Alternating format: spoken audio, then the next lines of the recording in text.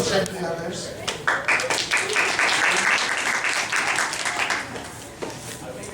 I am Alexis Tipton. I am a voice actor for Funimation Entertainment. I do Muga from Rosario Plus Vampire, Musubi and Sekirei, Musuki in Bakugan Test, Saya and Bloodsea. Since we have some Italian people, I am Kojiro and Ushicon, and a bunch of other fun stuff. Hi, I'm Josh Grelle, voice actor for Funimation Entertainment, Sentai Filmworks, Witchrock 5000, a whole bunch of guys. Played that dude. Also Kenichi and Kenichi the Mightiest Disciple. For Natalia, I was Lithuania. And that kind of panel. And a whole bunch of other awesome people. I wish I could have dressed as Poland today. Why didn't I dress as Poland? Why didn't I dress as Lithuania? It's in the car. I can go change. Well, you got Russia here. What on this dance? Anybody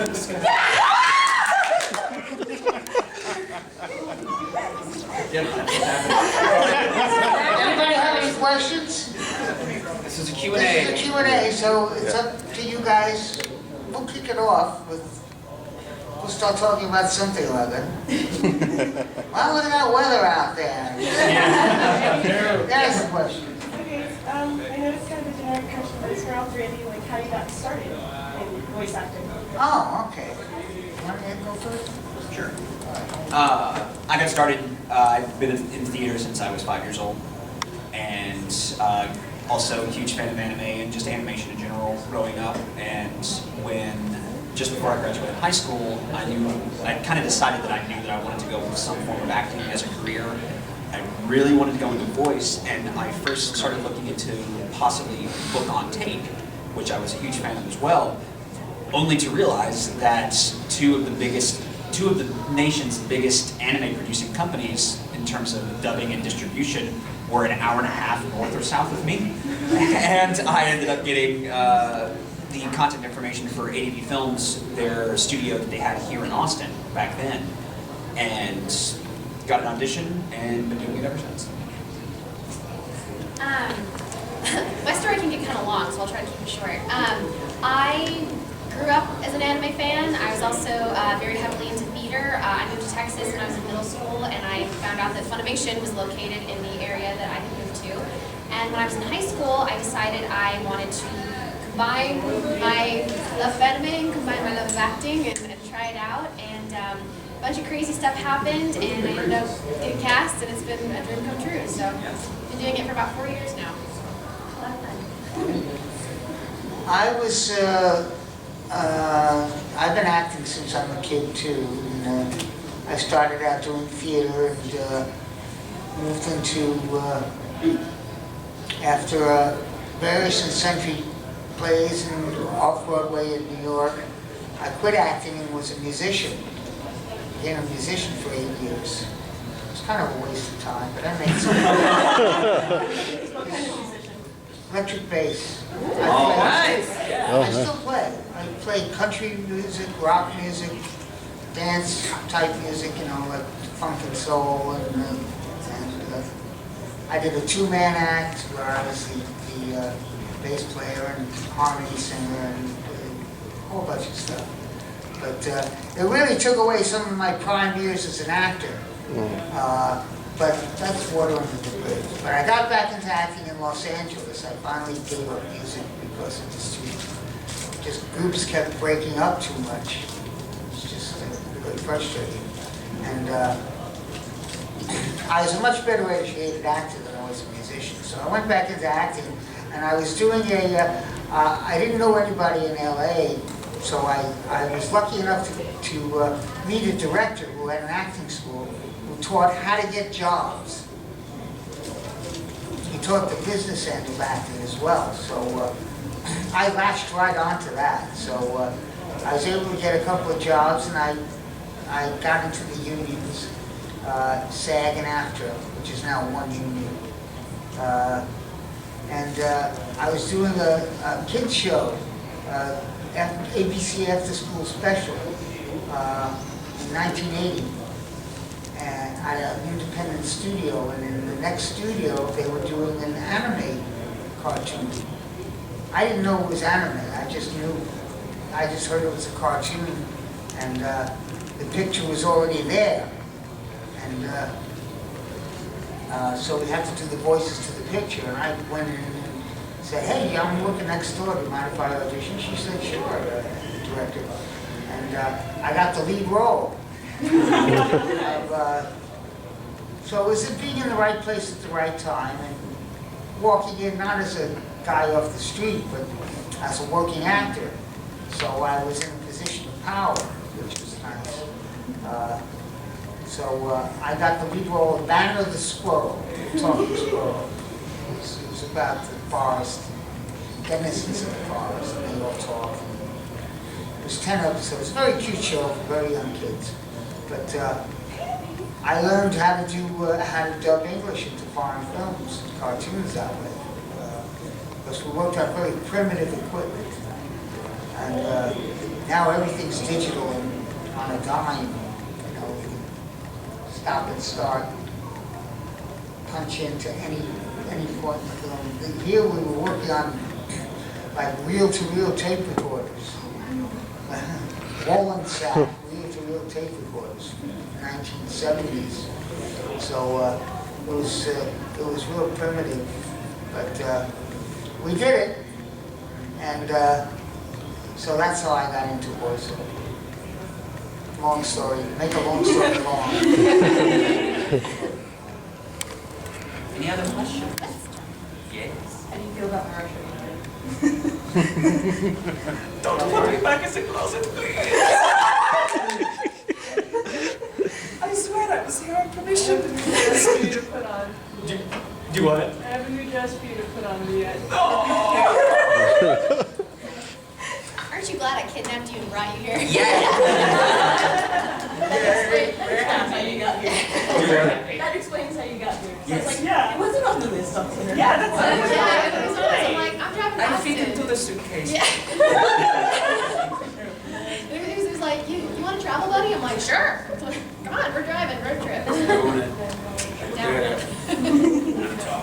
There's Josh. Other question?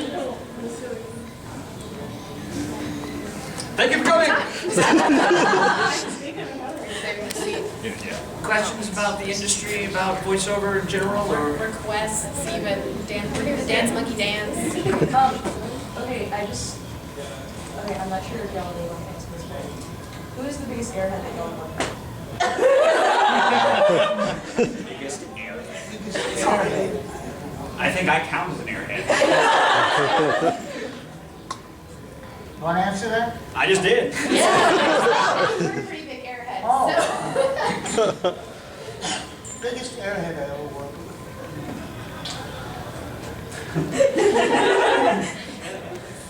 I seem to recall this gal. She's pretty ditzy. I forgot her name. Peggy, I think. It was pretty airy. And what's her name? Oh.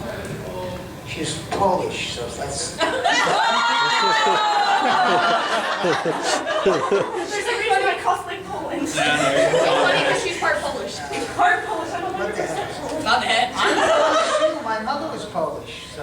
Okay, Yeah. both my parents are immigrants from Poland. Yeah, my mother came from Poland, so I can talk. Yeah, that's about it. I don't know. Was this in a show that you This were was working in a voiceover. Really? Yeah, That's fine. yeah. Did she play a ditzy character? She was kind of ditzy. We do Wallace sessions, and she was kind of ditzy about it. Oh, that was fun. I think you just found a new character, Robert. Yeah. Oh, I used to do that character for my wife when I was back. Crack up. Oh, I just had an idea. I just wanted to ask one quick for you two. You guys are actually, for me, the first Italian voice actors that I've ever met. Oh, awesome. I accidentally met him. I didn't know who he was. Awesome. I didn't know who he was, and I regret it because Prince is my favorite character. Because if I knew back then, I would have gotten his autograph, but I didn't know better. Now I know better. But I'm curious, like, what's it like working with all of them and working with all these, like, and do you ever find each other kind of like goofing around with your accents? Because I've seen like the bloopers. Well, when the auditions were first going on, I was up at the studio. I think there was about 8 of us that were there, Tatum included. We were in we were in the back corner over by studio like F with no with not F, over by I. Yeah. And with the couches and stuff. Yeah. It was me, Tatum, Everything crammed up. Vale. I think Freeman had just auditioned and was coming out, and I was going in after Freeman. And like as we were out there waiting, we were just all goofing off and doing different dialects and just having a gay old time. And it was a lot of fun. And then when we all ended up getting our respective characters, we would. I know the next time I saw Tatum, we just couldn't stop. We went to a restaurant and we almost got in trouble because. Sounds like us. It does. It's like us. That's like me going to a restaurant with Ian Sinclair, who was the voice of. That dude, get Ian Sinclair and Christopher Ayers together. They're dialect gurus. But like, if you go to a restaurant with Sinclair, like we would go to like one of that German food restaurants. Like, We were all hanging out together at, we have a convention in Dallas where we're from. Was it Acon? It was A-Fest? It was Acon, yeah. Acon, yeah. And we were just all like hanging out and goofing off. We were up there to support our coworkers that were up there as guests. We're like, there's a German restaurant nearby, let's go. And then, yeah, go ahead. And, so, this is the type of place where, like, the restaurant is one of those places where, like, German people go. If you're German in Dallas, you are more than likely going there. And I'm talking, these are old. There's a little lady with an accordion playing like sound. And she's dressed in her traditional outfit and like got her suspenders and everything on, and like Ian was over in the corner. Yeah, Ian was over in the corner, and almost every other thing out of his mouth was something. He would just say something with a German dialect and immediately just be like, "No, stop." Sounds like Ian. Yeah. That's amazing. Josh, We're in trouble. you should come with us to the Russian place. Yes.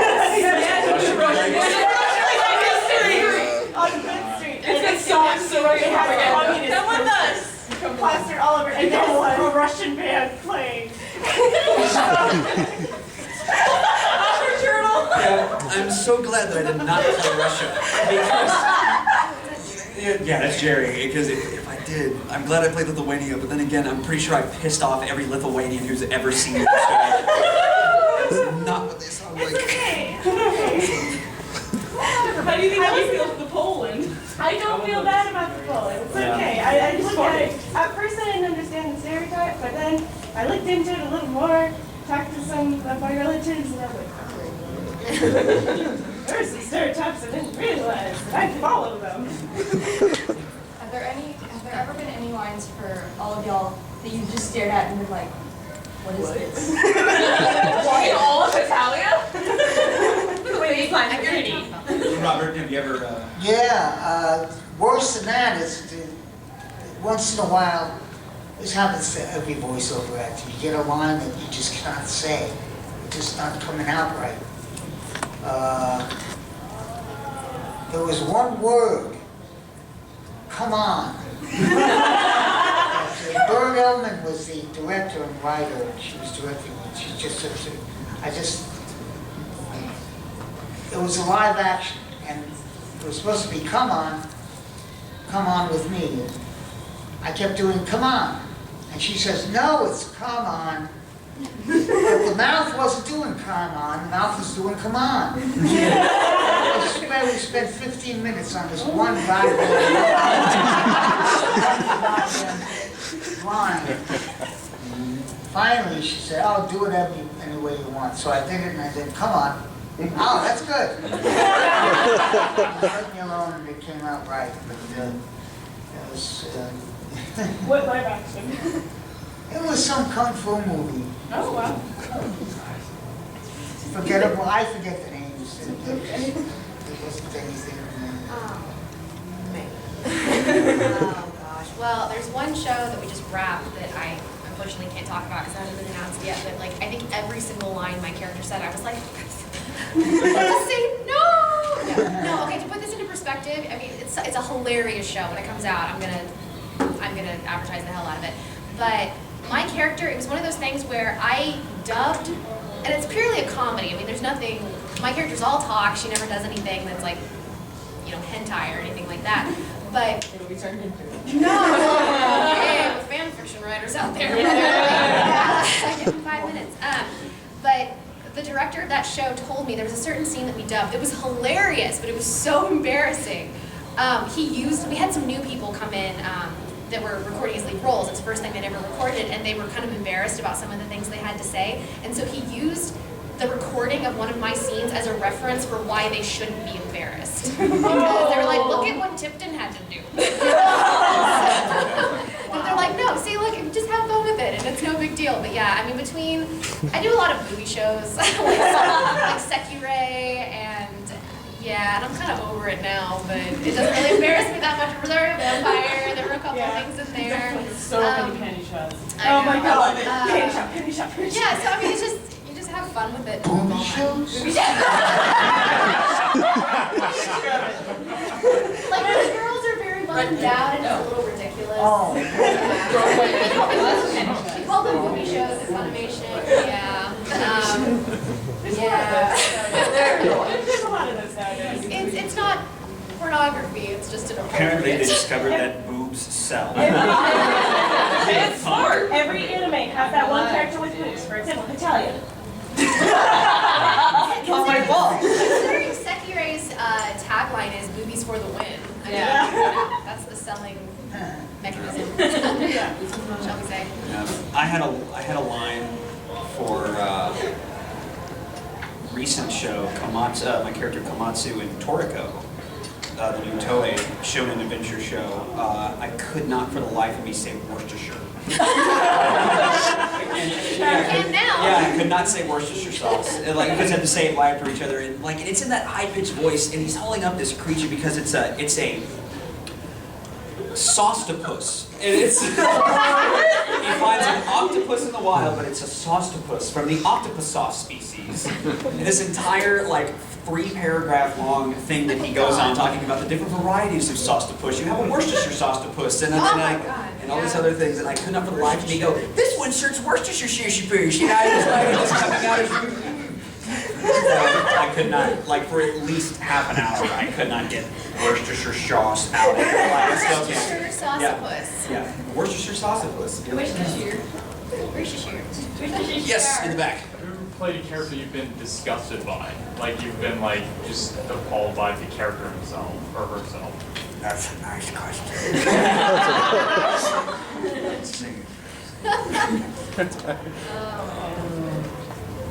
Absolutely disgusted by the character. Disgusted by the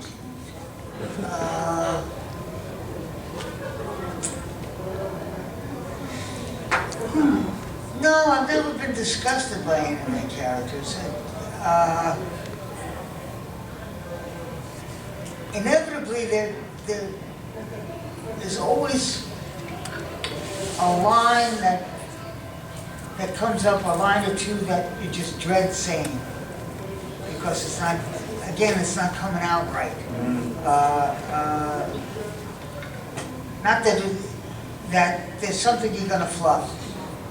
And I said in my last panel, if you get something like that in a commercial that you're reading for, you got to go over it several times in the car till it comes trippingly off the tongue, as Shakespeare said.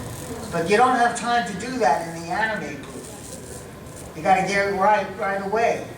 And if you don't, you get brain lock on it. So it's those lines that I dread.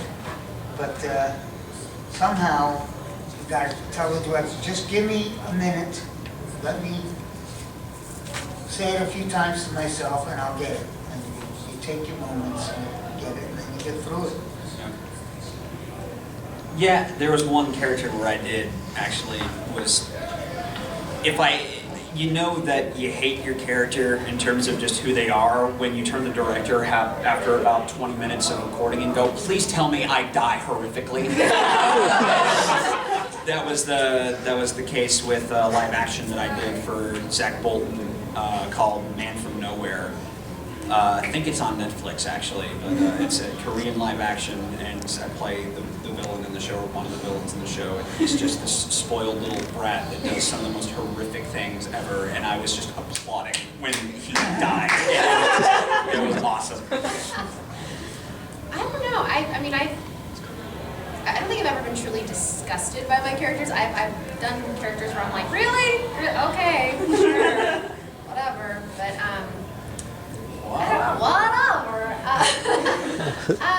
Yomi and Gare Zero was pretty despicable at one point, but if you know the story, you know that it's more sad than anything because she's not in control of herself, but she, like, maims some people. Oh my gosh, he kills her fiance's best friend right in front of him, and she does all kinds of weird stuff. And then there's Queen Victoria in Black Butler, who has like her skin peeling off, and she's singing. It's like her dead husband has been sewn on her, and he's starting to rot, and she's singing London Bridge is falling down as it's basically killing her. Only it's like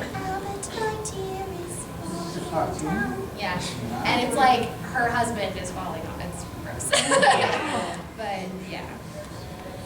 Crazy stuff. Yeah, it's Mocha's crazy. got a question. Mocha. What character have you had the most fun voice acting for? Robert.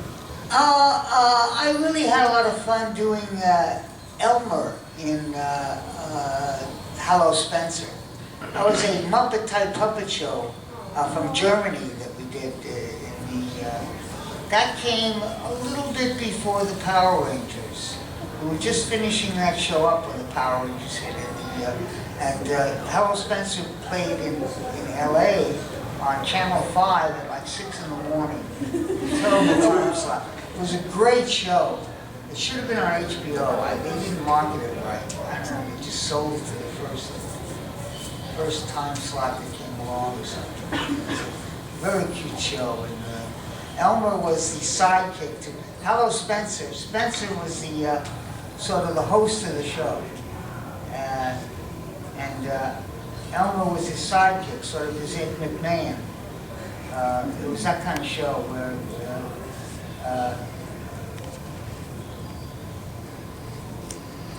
the best I could describe it is, I don't know if nobody probably remembers the old George Bird's Gracie Allen show.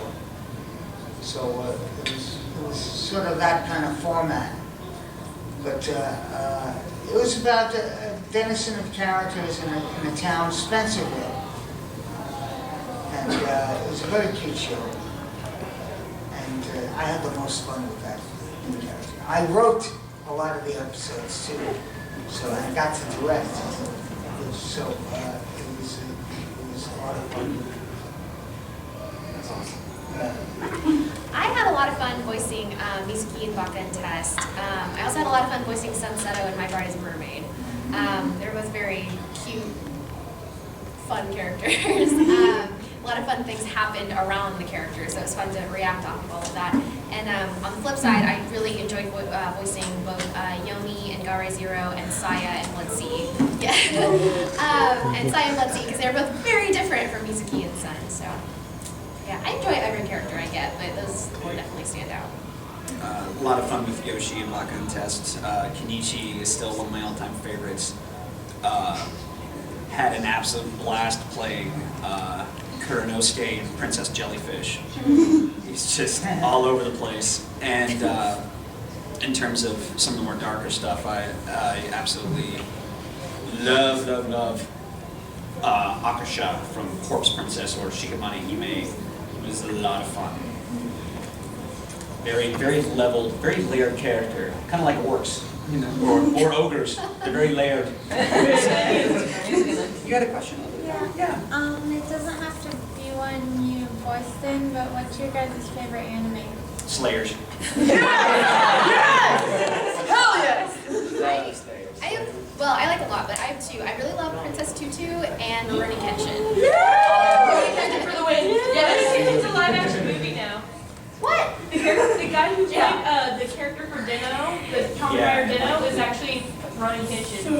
looks pretty good. Looks pretty good. Oh, yeah. He looks like legit. It's Thank like you for bringing that to my attention. I need to see that. The trailer blew my mind. Like, it's I insane. see. What movie is it? There's an animated series called The Burning Condition, and apparently they made a live action film. It's like about feudal samurais, and it's actually pretty historically accurate. Who's starring in I it? still want to see the Do yacht. you know the name of who's starring in it? not off the top of my head, but if you look up Kamen Rider Deno, Okay. he is the main character. Oh, cool. The character's name is Ryotaro in Kamen Rider Deno. That's so cool. What's it, the question is favorite anime? Yes. Yeah, I and it's, have to say Robotech. Oh, that's old school. hell yeah, man. Oh, big soap opera. I'm glad that people know that's legit old school. And it's also old school. I hate it when people are just like, oh, Excel Saga, that's old school. I was like, no, that came out in 2001. Shut up. It's not old school. If I was 40, it's not old school. If it's post 2000, it's not old school. Exactly. It's like, well, if you weren't born yet, it's not old school. It's like, I'm 27 years old. I cannot have an old school yet. Harlock was awesome too. Harlock's kind of old school. Not entirely. Because that was like Robotech age. That was around that time too, and it was so good. Not a lot of people know Harlock, and that sucks. Are you good? Yeah, Are you I'm good. Okay. I'm good. I was wondering if y'all have ever thought about like cosplaying your character and going to a con and seeing if anybody would recognize. We've seen Flying Midnight up here. Oh, yeah. We have. I actually cosplayed as Emmy from Line Girls of Iron for like a promotional thing, but I didn't wear it to a convention, so I haven't tested that theory yet.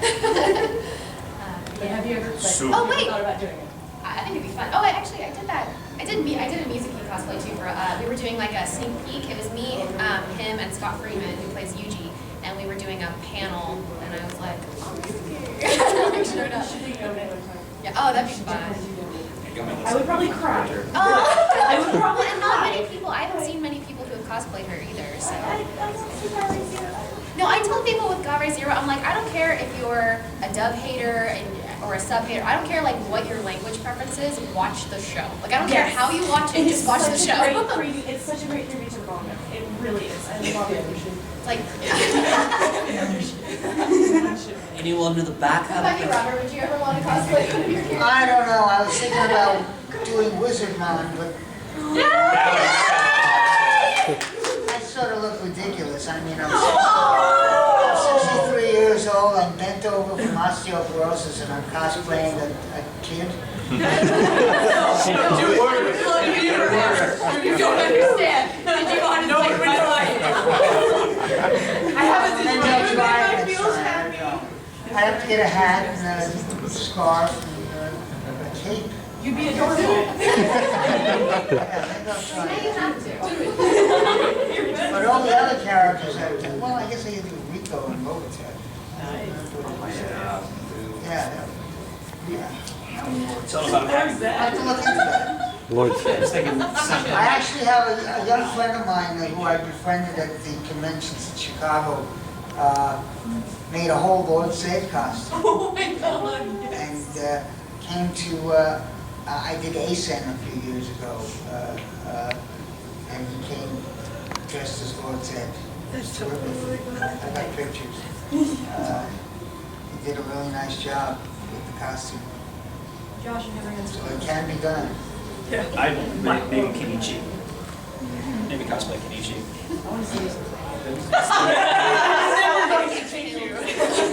Like, mom.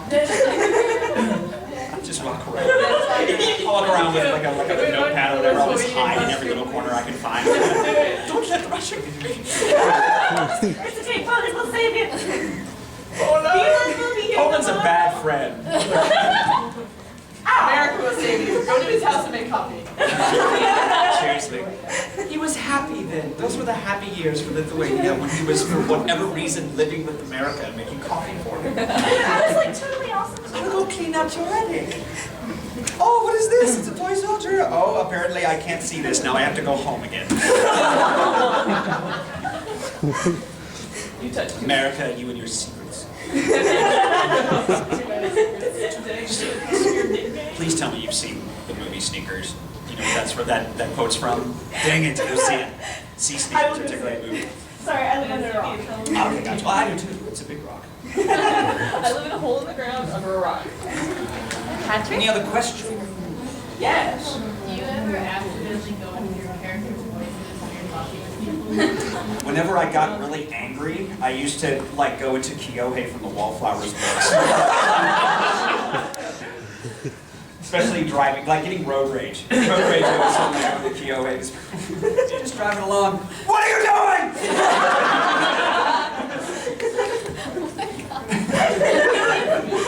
And I'd drive up and make faces at him. Everything would be good. Always the best solution. Best faces. I almost caused someone to have a wreck on the highway. Because you know, like I'd always get into the right lane, and people would be passing by, and for whatever reason, whenever you're in the right lane, inevitably whoever passes you has to look at you for whatever reason. And so I would just wait and.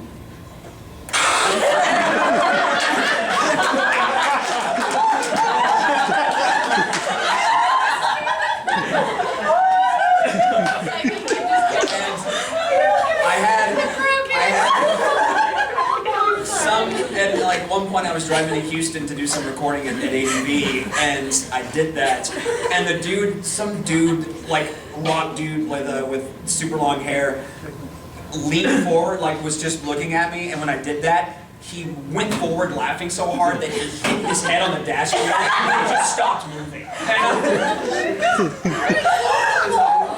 But then like half a mile later, he leaned out the window and did that to me.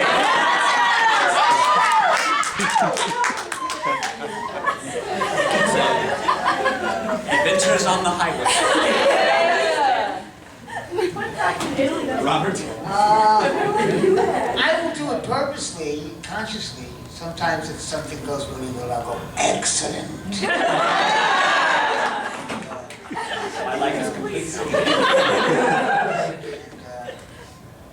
Sometimes I'll break into Ratso Catso from Wowzer. Did anybody see Wowzer? The show Wowzer?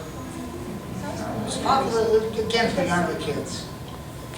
But there's a talking dog and a talking cat. And Professor Dingy was the owner. It was a cute show. Which one did you voice? I did do Ratso Catso, the cat. Okay, you're the cat. Hey, Wowzer! Wowzer, come on into the doghouse. Let's get into trouble. Awesome. You recognize that voice? Yeah, it's on the Family It's one of Channel. those things in the back of my mind from my childhood. Oh, okay. Sit here. And you had the same reaction. Yeah, it's 100 episodes. I always notice the cats on the shows. I'm a cat lover, so I love all animals, but cats are my specific favorite. Cats are fun in cartoons because they're usually the mischievous ones. Dogs are just laying around being dogs. Yeah. Other questions? Oh, I just do it on purpose. I don't know. He and I banter back and forth a lot. Like whenever I see him at work, I'm like, inevitably something happens. Yeah. But it's usually Baka and Tess, or pretty much Baka and Tess. Pretty much and Tess. Yeah. We've been pretty invested in that show now for a couple of years. It's a lot of fun. A lot of hijinks. You know, Misaki, I will not eat your cookies. I made them especially for you. I guess I'll eat them. Help me, Hideyoshi! I tried out a new recipe and I was hoping you'd be the first one to try it. Can't say no. And that's why you end up dying.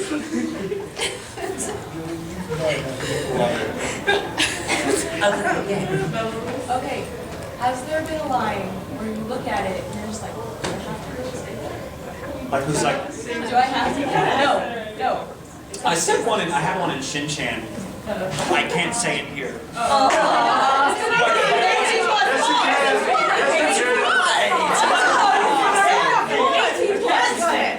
I think it was something along the lines of, forget your fucking myalgia. I had like, I'm like, please woman, you have to tell me where my cocaine is. That's awesome. was just some of the most horrendous things I've ever said. Like, one of the things, it wasn't necessarily a line, but it was in. Has anyone seen or heard of the show Ren, Daughters of Inasane? Oh God. Sorry. Do what? I've heard of it, I haven't. Okay. Would take way too long to explain, but Even though it's only 7 episodes. even though it's only exactly, it's only 7 episodes long, but it would just take way too much effort to explain. But There's mental rape and physical rape. That's all you need to and know. I was someone who was administering physical rape, and I was a demonic creature. Were you one of the rape angels? Yes, I was one of the rape Okay. angels. We called them rape angels, and they had the big red wings. Yep. Yeah, we called them rape I think I angels. know what you're talking. Oh my god. Yep. And here's the thing. Apparently, I loved it because I was the first. I just love that I get to say this. I was the first of the rape angels. You were rape angel alpha. Pretty much. And apparently, one of the things that I loved about it was the director told me after the fact that they had a group of Walla come in, which was they had like 5 guys come in at once. They were supposed to play the rest of the angels at once. And they all were they all had to listen to me do the take first. And it was about 45 seconds of just this deep, heavy grunting as I'm eating this thing to death while I'm raping it. I love that I get to say this in a panel. And No. They didn't even have to pitch it down. I went into like the gruffest thing I could possibly do. They were like, "We didn't know you could do that. Neither did I."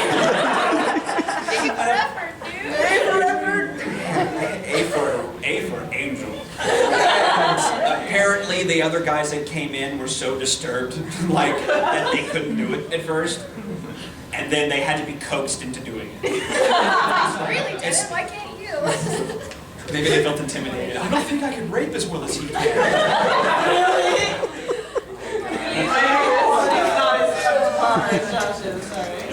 Yeah, like I said, I got the mic wet. I know that. There was a lot of saliva happening.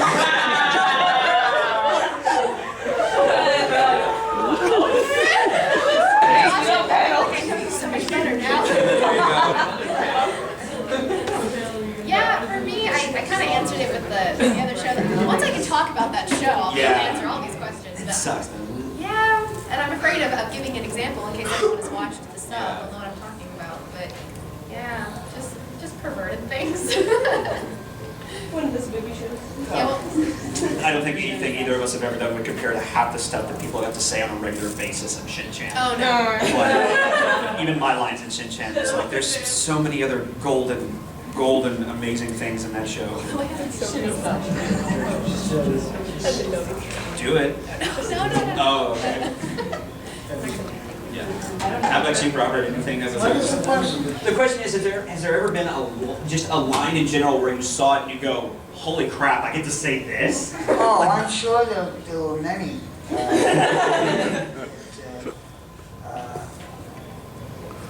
Well, every so often in doing Zed, there was a line that was just, he wouldn't say it. Just something colloquial.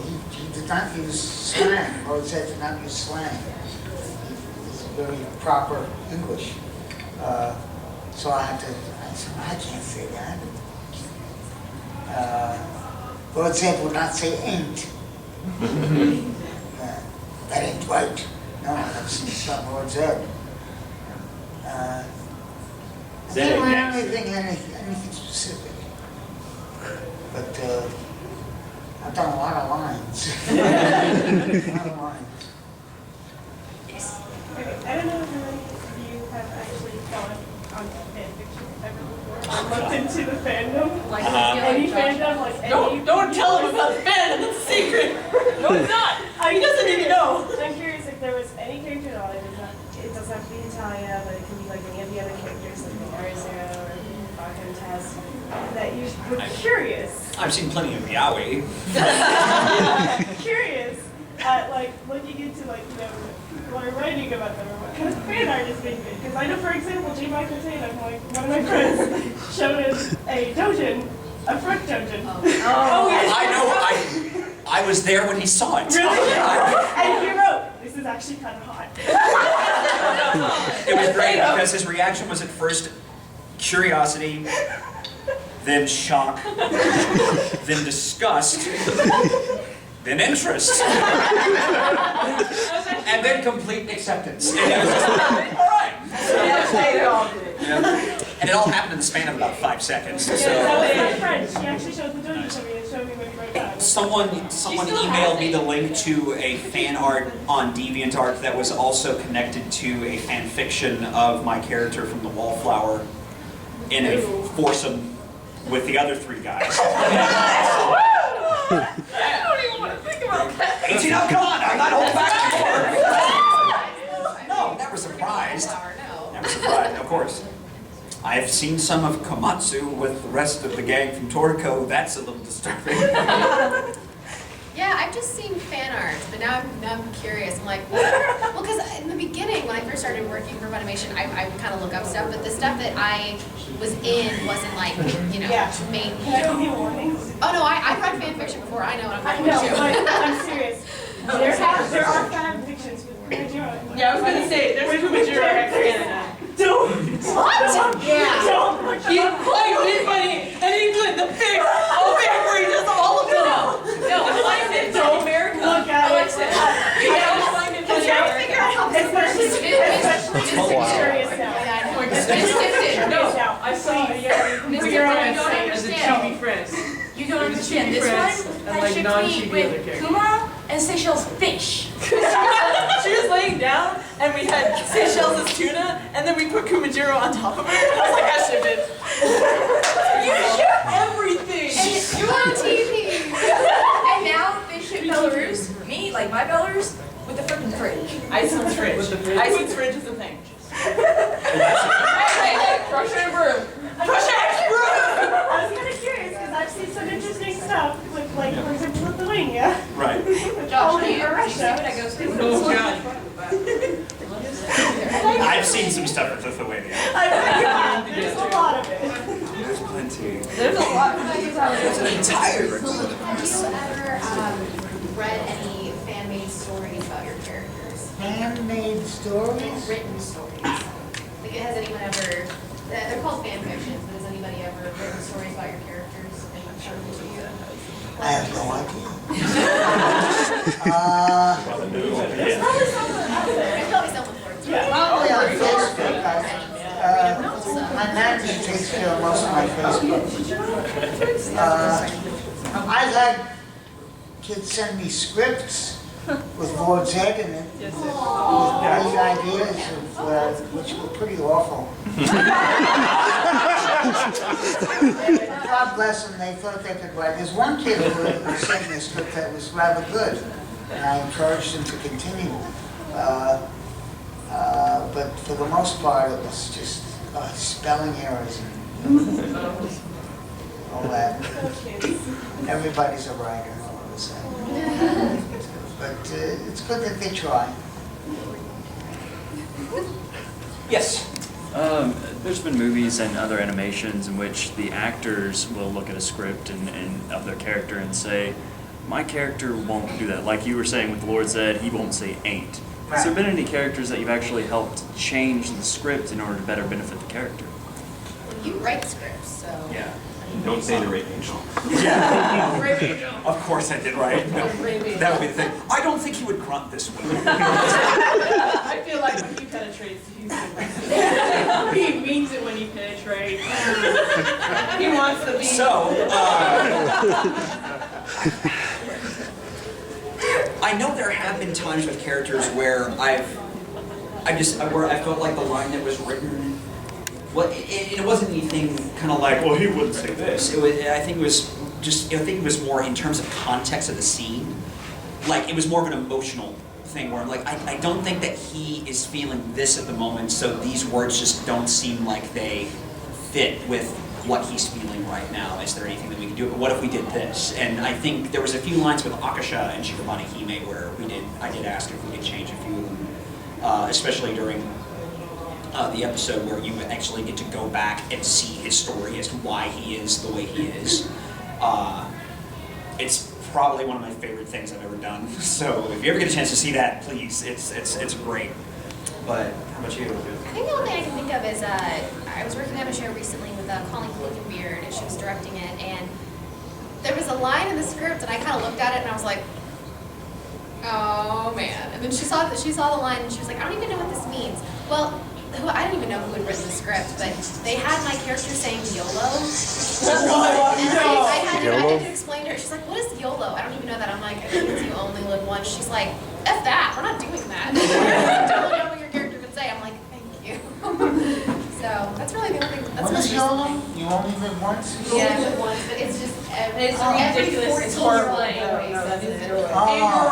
And girl, yeah. It's just, it's over. I've seen when it was Yobo, you're only a virgin once. There was rape angels around.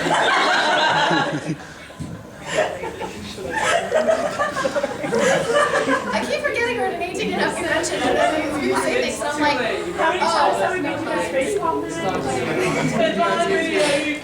I'm waiting for a double face palm. They love them some rape angels. I'm talking about. There you go. That. ever have any, basically any influence? Changes. Well, yeah, with Zed, as I said before, we get a new writer on board who would just write some lines that Zed would not say, or not lines that he wouldn't say, but how he said them. The language wasn't Zed right, so I would keep it right on the line of the character. And the producer, Scott Gage, was the director, who always went with my opinion.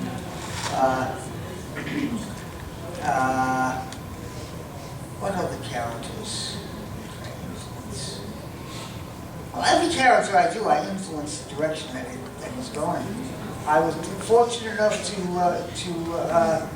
be able to write a lot of the episodes that a lot of shows that I did. I wrote Journey to the Heart of the World. I wrote that show, and I was a regular on that show playing Scarface, one of the pirates, and Wowzer, and Hello Spencer, and Robotech, and so I had an opportunity to input from the beginning.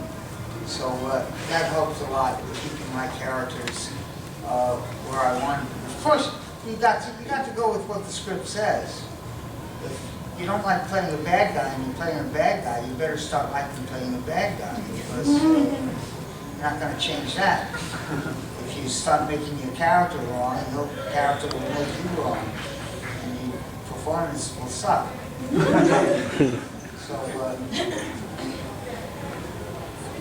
So there it is. Good question. Thank you. Does somebody have their hand up in the back?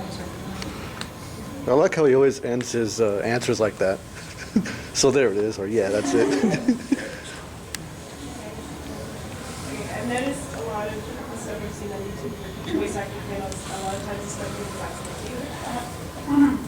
Any wacky stories of what fans have done? Like, tell us The your question was horror stories. the question. Yeah, there we go. There's any weird things that fans have done or said. I have not really had many run-ins like that. I think the last one or most recent that I had was at Ushicon in Kentucky. It was Ian Sinclair and I were walking to a Black Butler panel that we were going to crash. And we're walking down the hallway, and you have to understand, this is probably, it's a great con. It's one of my favorite cons I've ever been to. If you ever get a chance to go, do it. Ushicon is a fantastic show. But it's a family con, so we can't talk about some of the stuff we talked about here. But the convention up until last year was in this very cool little hotel that's kind of made to look like a Norwegian kingdom. But it's so cool. But the only problem was where all the panels in the artist alley and everything was, you had to go through this one hall that was maybe not even as wide as half of this room. And so, and this is about 5,000 to 6,000 people. So that room, that hallway gets very hot and very crowded very quickly, and there's traffic jams. Sounds like my room. Well, Ian and I were walking to the panel. We were on the other side of the building, and we had to go through this hallway. We're halfway down it, and somebody recognizes us as being in Italia. And they asked us for an autograph. They asked us for an autograph and a picture. We're like, of course, we're always happy to do that. And then a menagerie of Italia cosplayers comes by and sees that we're signing some Italia stuff. He goes, "Wait, are you guys in Italia?" I'm like, "Yeah, I'm Lithuania and he's Romano." And the next thing we know, we're shoved against the wall and completely surrounded to the point where we almost can't breathe. And Just come out. the show had just come out. Yeah, and We're so sorry. no, they're just like, sign this, can we take a picture? And we're pretty much just here doing like we needed at least 8 arms to do everything that we were doing.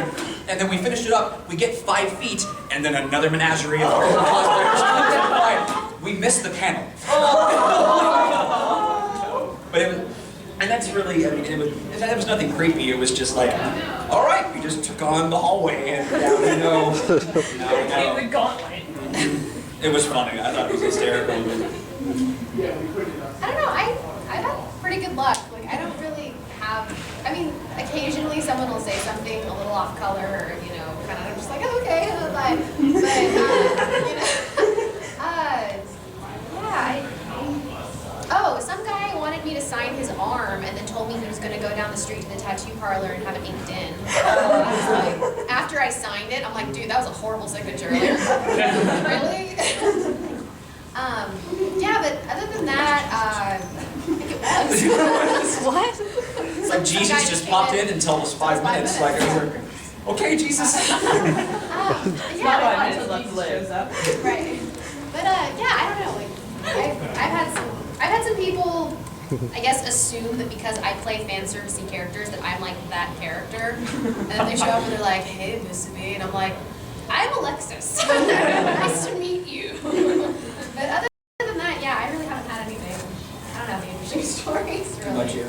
We need to beat you out. I was doing autographs at a con, and a cute little girl comes up to me and says, "Can you sign my jeans?" And I said, "You want to take them off first?" I said it kiddingly, and I said, "No, I'm just kidding." But somebody got it was recording it. My manager, who's also my girlfriend, found out about it, and she made me a new asshole. Kidding, you're an old man, and you're doing... So I said, "Oh God, I'm sorry, God." So, Like maybe older, man. that's right. But I got away with that one anyway. How about time for one more question? If anybody has? No. Why? Sure. So as a, professional voice actor, what would you say, having no experience, having no prerequisites, if, for instance, somebody wanted to become a voice actor, what advice would you give them starting out and then going forward into, actually auditioning? Become an actor first. Yes. Done. Yeah, get trained. Get trained as an actor, and then you can take a voice. I've never taken a voiceover class. I just picked it up, read some books. There's a book out called Voiceover for Dummies. Somebody bought me. All of a sudden, I got this email saying, Voiceover for Dummies, $39.95, 25 plus 15 for shipping. And I said, I wrote him back and said, I never bought this. And I don't know, it wasn't an invoice or anything, but there is voice actors for dummies. I don't know whether they debited my checking account or what, but I got very upset because I didn't buy the thing. Anyway, but there's voice actors for dummies, and there's Spike Spencer has a nice little book out that's very informative. If you run into Spike at a convention. Get trained and practice at home. Practice reading the newspaper aloud. And like I was teaching in my voiceover 101 panel a couple of hours ago, there are magazines you can get that has the ads are written like radio and TV commercials. So whip out the ads and practice those aloud. Practice with a tape recorder or an MP3 recorder. Hear yourself play back. See where you need to improve your diction. Do diction drills. Things. There's a little thing I used to do, still do it. Get a wine cork, drink the wine. And, Of course. they get the cork and put it between your teeth like hair, and talk with the wine cork there, and it gets you speaking up and down instead of sideways. The sideways nobody understands saying because you talk like this. You get talk up and down. It teaches you to enunciate and project. And Richard Burton, a very famous British actor, used to practice with marbles in his mouth. So there's all sorts of things you can do to sharpen up as a voiceover actor. If you find yourself with a budget, Yeah. go with college. Like even go to a community college and just take their acting classes or see if they have a voice and diction course that you can take. Or community theater, just to get the, I mean, I came from a theater background, I believe you did too. I'd never done any kind of voice work before I got into voice work. I had come from purely theater. And it teaches you how to build character, it teaches you how to take direction, it teaches you how to, it gives you a way to experiment with different voices. You can network and things like that, and it's free, mostly. I think you have to pay like a costume fee, maybe a little bit of a production fee, but it's going to be much cheaper than college classes. Yes, absolutely. Yeah, so, and Austin, I mean, if you're local, if you live here in Austin, I mean, Austin is a great performing arts city. Yeah. You guys have great resources here, so. Make it the shortest answer possible. Just learn from experience and learn from people who are qualified to teach. And that's the best starting point that you could possibly take. Good Well, question. thanks, guys. Thank you very much. Thank you for coming. Sorry. We're going to be doing autographs. Oh, go ahead. So yeah, autographs are going to be downstairs, right in front of the dealer's room. Anyone who was here yesterday, it's going to be in a different place than we had yesterday. So it's right in front of the dealer's room, kind of between dealers and maid cafe, on this side of the building. But so yeah, it's starting right now. 5 o'clock, I think, is what time it is. Yeah. 4 o'clock. Whatever the time right now is.